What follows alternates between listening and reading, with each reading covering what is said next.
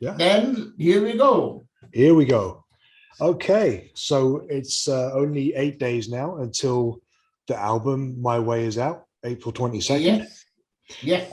This is a very interesting album. Obviously, it's the first one you've done just being released under the name Udo Dirkschneider. Yes. Why was the decision made to release this as Udo Dirkschneider rather than UDO?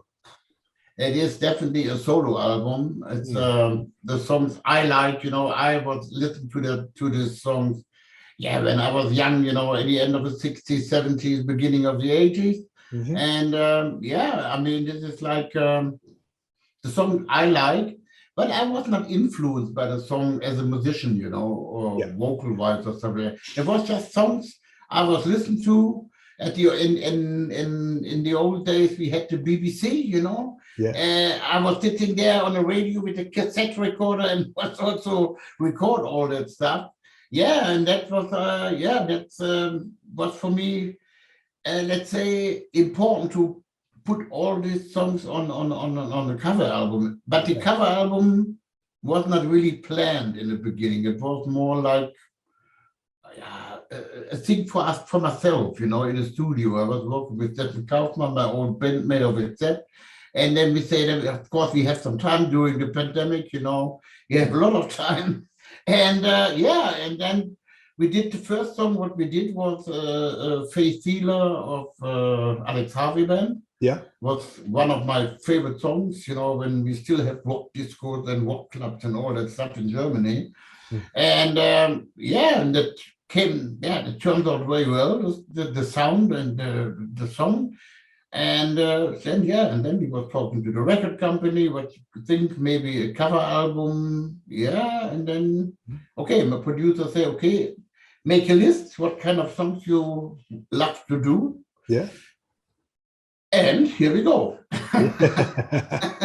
Well, it's a huge selection of songs. There's 17 songs on the album, which is quite impressive, and it's a good variation as well. Obviously, there's a lot of rock and roll and some heavy metal on there as well, but there's also, Ike and Tina Turner, Frankie Miller, a good selection, Frank Sinatra, obviously. And you've mentioned some of these songs, including Nutbush City Limits, you used to rehearse with Accepts back in the day. Are these all songs that you've played at various points in your life, or some that you're attempting for the first time? No, I mean, that was just the Nutbush City Limits, so that was just when we was warming up, for the rehearsal. We played that song many, many times. But the rest is like, there are songs I really like to listen to, and also like, for example, Frankie Miller, Jealousy. A lot of people, they don't know this song, It's like, we know Darling of Frankie Miller, but not Jealousy. I said, see, some surprises on this album, or like Crazy World of Arthur Brown, like Fire. Yeah. I mean, when I was young, when this came out and for the first time with his helm, with this fire on and the song, it was like, that's something crazy, and and all these songs, I really like, and that's why they are on this album, Yeah, absolutely. What I really like about what I've heard so far is that they're not carbon copies, they're very much your own stamp on it. And I really, really love the We Will Rock You cover. I think it's fantastic because for a song which is basically stomp, stomp, clap and a guitar solo, you've done so much with it and really made it your own. And it still has that We Will Rock You sound. It's so impressive that you've been able to do this with We Will Rock You. Yeah, but this version, the fast version, is on the Killer album, live album of Queen. Oh, is it? Yeah, see, another surprise. Just the last two interviews, all the people say, "What? I never heard this version." I said, "Yeah." And also, I mean, there's also interesting story behind. The guy, he did a lot of arranging stuff. He was also playing the guitars on the cover album. Peter Copes. he is a really, he's more into German Schlager stuff, you know. Yeah. Now playing guitar, but he's a real heavy metal guy, you know. And he was really like, yeah. And he's a really good friend with Brian May of Queen. Yeah. He was doing also the guitars on this music that We Will Rock You. And and then he was sending the version, what I did, to Brian May. And Brian May said, wow, say hello to Udo. This is a great version, not the version what everybody is doing, you know. Yeah. And I said, whoa, said, yeah, thank you very much. That's a yeah, so I mean, I like the version. I mean, it's more really straightforward thing, you know? Yeah, it is. And it's great, you know, like, because it sounds so, like I say, you can hear the Queen influence there, but it also sounds like a perfect Udo song, you know.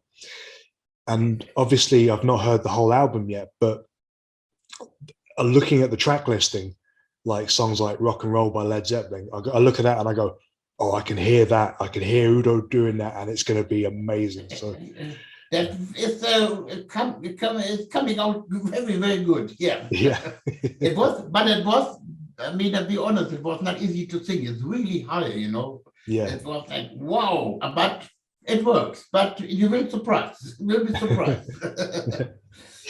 Another standout track on the album is Kein Zurück by, was it Wolfstein? Wolfstein, yeah, German band. Yeah. Now, in the press release, it said this is the first time you've sung in German. Yes. So I just wanted to make sure that that's true before I say that, because otherwise people go, no. Yeah, but you know, that was the most, or let's say, do it in a different, start in a different way. The song, why I did this song, was about the lyrics, you know. Okay. The lyrics is like kein Zurück means don't go back, you know, go always forward, step by step, you know, never look back in anger, just always do your thing. There's everything about my career, you know, and so that's why I said, okay, I want to do this song. But in the first place, we said, okay, we translate the German lyrics into English, but the meaning was gone, you know, it was not the same meaning, not the same feeling. So, and then I said, yeah, okay, no problem, you know, easy, my mother language, no problem to sing it. It was the most difficult thing, vocal-wise, what I did in the studio. The German is a very hard language, you know, and the words are completely different coming out of your mouth in German. It was really like, boo, I thought it's easy, but it was not easy, you know. So, but in the end, it works, you know. That was for me, like I always say, learning by doing.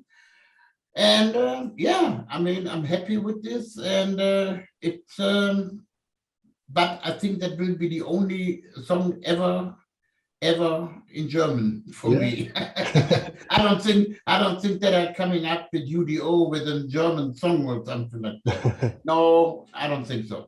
No. Have you always sung in English just to reach a wider audience, or did you always feel that English suited the music better? Yeah, I mean the English language is definitely the language for rock and roll, you know. It's also, the words are coming out more smoother, it's easier to sing, you know. And I mean, of course, if you want to make an international career, but we had start in the late 70s, it was important to sing in English, you know. So okay, we have now one band from Germany, Rammstein. They sing everywhere in the world with German. Okay, perfect. But leave everything to Rammstein, not with me. Cool. Something else I was going to say, but I forgot. This album is released through Atomic Fire. Yes. More recently, you've been releasing albums through AFM. Yes. Is UDO still signed with AFM, or are you exclusively on Atomic Fire now? No, I'm being now exclusive on Atomic Fire, also with UDO. And I mean, after, I don't know, 16 years with AFM, it became like an old marriage, you know. Yeah. Yeah, I mean, I don't know. Maybe how can I explain this? The spirit was not really Yeah, in the the right flame is direction. gone. Yeah, that was like, okay, new album. Okay, we do it like we do it always.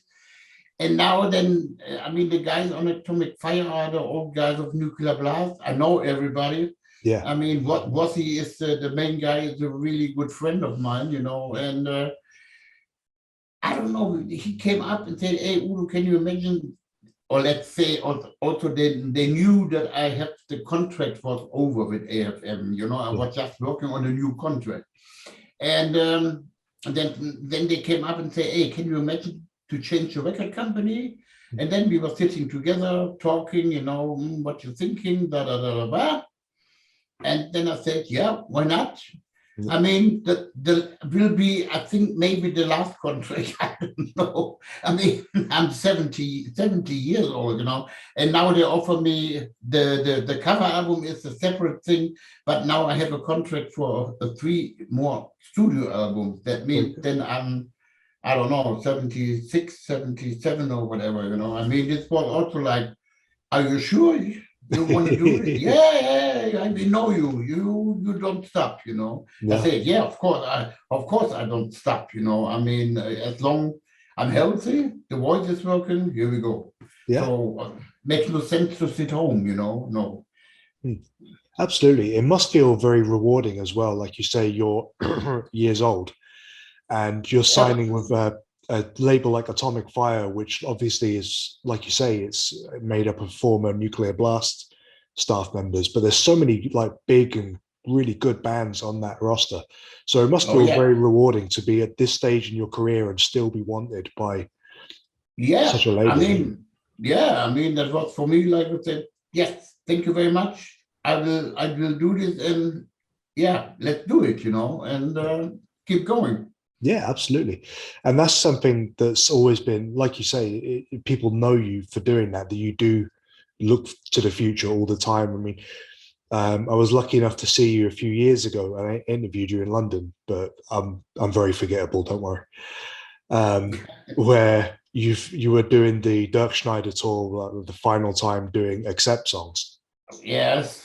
And it was an amazing show. And but I liked that you were drawing a line under that because you still have so much to give as a creative mind, as an artist, you know.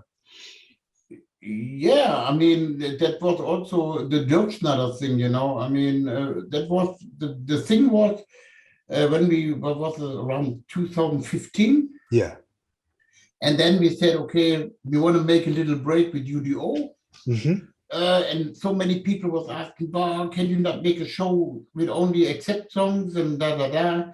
Yeah. And then we said, "Okay, come on, maybe we do 10 or 15 special shows all over Europe." Yeah. Yeah, it was then in the end nearly 300. That was like I don't know. That was the whole thing was completely exploding. You know, it was like, what is this? You know, I mean, unbelievable. I mean, it was nearly 3 years then. And then I said, okay, maybe a little bit too quick. After these 3 years, I said, okay, from now on, I don't play any Accept songs anymore. Yeah. You know, no. And here we go. Yeah. Yeah. The people say, "Oh, you cannot do this. Maybe you have to play the classic stuff like Fast as a Shark, you know, Balls Yeah. and Metal Heart and all that stuff." Yeah. I said, "Yeah, okay, we will see. We do this then in real at the anchor, you know, not in the main set list, and maybe we play then a couple of Accept songs still."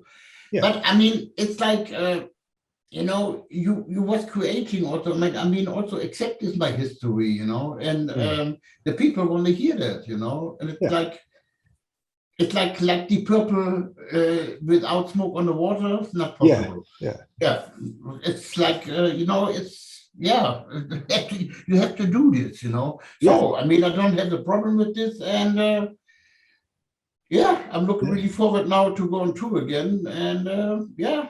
Entertain the people. And you do it so well.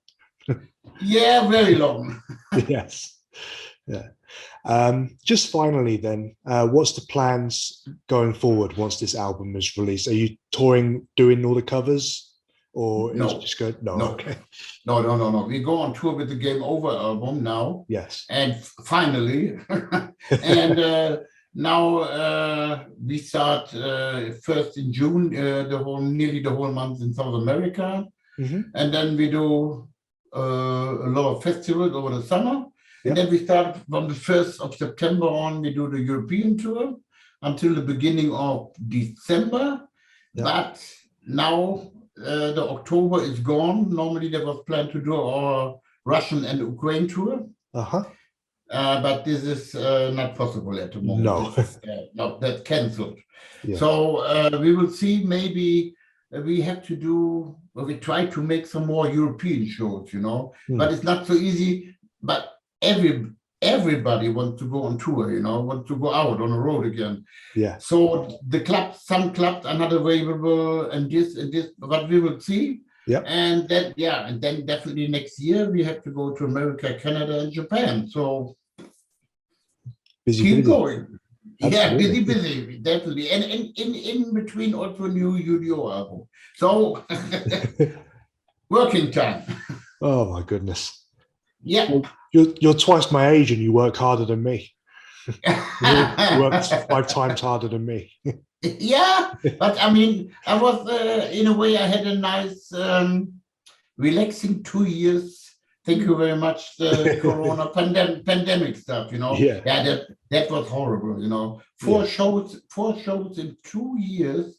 Okay, I had a lot of work in the studio, but it's not all the time, you know. Then you were sitting at home and said, "Boah, this is maybe the way if you are retiring." No, cannot be. No. So now everything works again, and here we go. Excellent.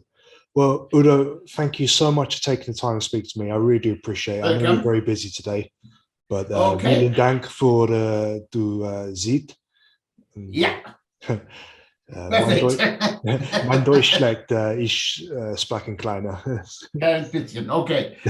Thank you very much for having me, problem. and see you, maybe. Bye-bye. Absolutely. Bye.